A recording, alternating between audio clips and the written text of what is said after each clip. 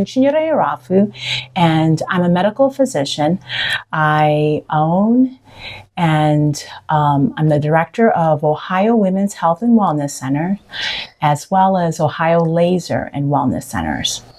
And what all do you do here besides wait for babies to come? Well, I like to think of it as we do comprehensive care for women, starting from their childbearing age all the way until after menopause is complete. So we like to really work on preventative strategies to keep you healthy. And then when you are sick, we like to do the latest technology that's effective to get you back to being really well.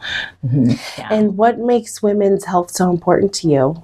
Oh, besides being a woman? Well, women are the foundation of our society. And so if the foundation crumbles, society is gone. So, and women, as a woman, we tend to put ourselves last and take care of everybody else. And so being there, helping women learn to prioritize their health, because the truth is, if we remain really healthy, then we're able to give better care to others, as well as to prevent problems in the future for not only ourselves, but for our families. Right. Think about if we're not there. Who's going to manage everything? Yeah, we do. Yeah, we're always the ones kind of balancing all of the acts, kind of keeping things on the flow and keeping things running, whether it be within inside of a home or even here in your professional setting. What is your focus when you went to school? Tell me a little bit about that and how you became here. Well, I've always known that I wanted to be a physician. My mom thought it was funny. When I was 5, I'd already told them this is what I was going to do. At that time, I thought I was going to be an orthopedic doctor because I was going to be on a women's sports team and travel the world, taking care of women, keeping them healthy in their collegiate and maybe professional athletic activities. Do you have some sort of athleticness in you? Well, I do. I do love sports. And I am all about fitness, although I could be more fit. But who can't? Right, all of us. So, but once I did my OBGYN clerkship in medical school, then it was like, oh, this is kind of good. But no, I'm going to still do sports medicine, being orthopedic. And then I did my rotation as a resident. That's when I knew. And once I was done with medical school, then I went into the residency, and I knew right away I picked the right thing. Women's health was definitely where I wanted to be. And I was really fortunate in the fact that my program director, the late Dr. Langer, was very proactive, very progressive. And he actually allowed us to do laser hair removal in women in residency. So this is in the 90s. Cool. We're the forefront of laser technology. And suffering from polycystic ovarian syndrome myself, I was 9. I had a full beard at 9. I had to shave twice a day, find a restroom somewhere to shave. And then to be exposed to something that could radically change my life, where I wouldn't have to go shave twice a day. I knew right then and there that was in my practice. Not only were we going to do traditional obstetrics and gynecology, but we were also going to make sure that we could also help women feel good about the way they look. What kind of roles or obstacles, I should say, have you had being a woman, getting to your career?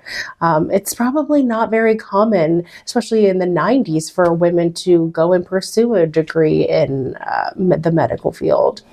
Well, medicine is evolving. I mean, it really is. It's still thankfully. Thankfully. It's still not an even playing field. And I think that's almost everywhere in the workforce, that there's still, women still aren't treated equally, even though we should be. So as an OBGYN, that's one area that we as women are becoming the majority.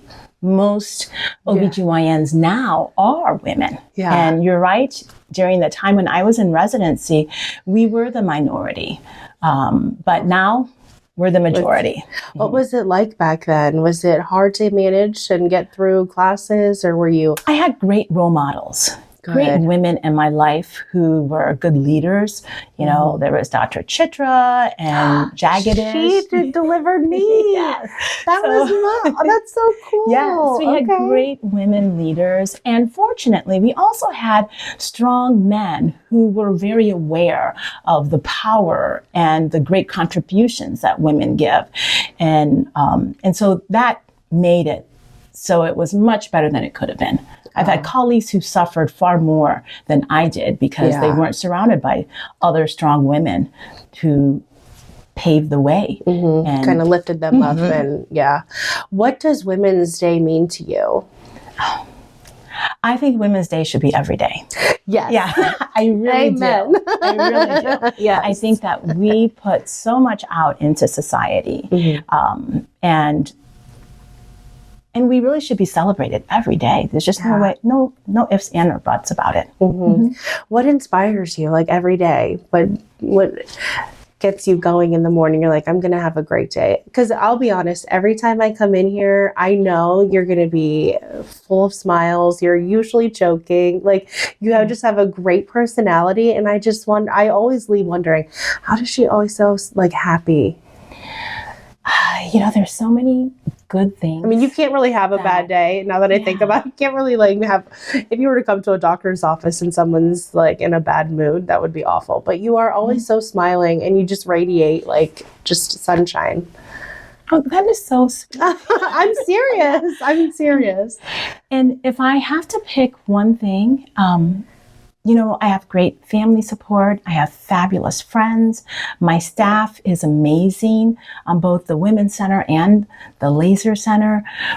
But I really know that it is the never-ending, always present love of Jesus Christ that makes it so that I have joy. Yeah. Even in the worst of circumstances, I know that He's there for me, and I don't have to worry. Yeah. And so I think that is, if I had to pick one thing, that would be it. You know, other than my mother, then, then it would be, it would be God's love and knowing that Jesus Christ is part of my everyday life that makes it so that I have joy. That's amazing. What would you tell a 16-year-old girl that's maybe getting ready to go out into the world and she really wants to be a doctor, but she's nervous, but she just needs that little encouragement? What would you say to her? I would invite her to come spend the day with me. Oh. Yeah, and we do it all the time in our office. You do? Yep, where we will have young ladies come and spend the day so that they can see what joy it is to be a physician. Yeah. Yeah. And you have children, I do. right? Okay. I do. How was that like, having children and raising a family and being an OBGYN? You're pulled in so many different directions. How was that? I started later in life with kids. I didn't have children until I'd already opened the practice and started my practice. So I feel really blessed that I was able to have them. And I was also fortunate that my mother was willing to move. My parents were willing to move to Dover, New Philly. Yeah. And so I also got great help from the community, Margie Singerman, as well as Sandra. You know, I have Bornhorst. I had other great women who helped me so that I could run the practice and still be mom and know that when I wasn't there, they had great help. Were there. And my husband. I mean, of my course. husband was good. Can't leave him out. He did help. He did help. But I really truly believe that it takes a village to raise children. Absolutely. It really does. Yeah. And women supporting women in that is just even more comforting. And I love that. Well, this was so easy. You're so wonderful to talk to. I don't really have any other questions. Do you have anything you want to just like leave on? Well, I just want women to remember that they have so much power. As a female, never let anyone take away your light and your power. Yeah. And we also have to be careful because we tend to over critique ourselves. Yeah. Self-love is so important. And as a woman, we can't be mean to ourselves. We have to acknowledge that we are human. We do the best we can all the time, but we also have to cut ourselves a break. Yeah, grace. Yeah. Just a little bit of grace every now and then. Yes. Yeah. Well, thank you so much. Oh, you're this welcome. has been fantastic. Yeah. Well, I'm honored you chose to come Oh my and get to talk to me. Of course. Yeah. When I sat down with my boss and I told her that I wanted to do this, I said, I have to go see Dr. Orafu. She's so cool. And I'm hoping that she'll say yes. Aw. Well, yeah. So thank you. I am so blessed to just even get to be in your presence once every 6 weeks. Oh. But that's all I have for you for today. So Okay, thank great. you. Great. Well, thank you.